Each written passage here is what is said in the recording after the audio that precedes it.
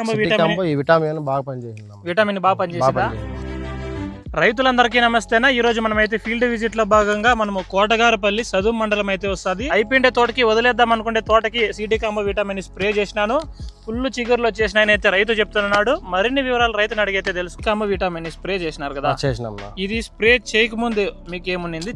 Spray చేసిన తర్వాత తోట అంతా బాగా డల్ అయిపోయింది, బాగా ఎర్రబారిపోయింది. ఈ సిటీ కాంబో ఇది విటమిన్ కొట్టిన తర్వాత తోట అంతా చిగుర్లు బాగా పూత రావడం జరిగింది. మంచిగా చిగుర్లు వచ్చింది. దాంట్లో పచ్చదోమ బాగా అంతా వెళ్ళిపోయి క్లీన్ గా దోమ అంతా వెళ్ళిపోయి బాగా మనకు తోట అంతా ఇట్లా మోసులు రావడము ఇట్లా జరిగింది.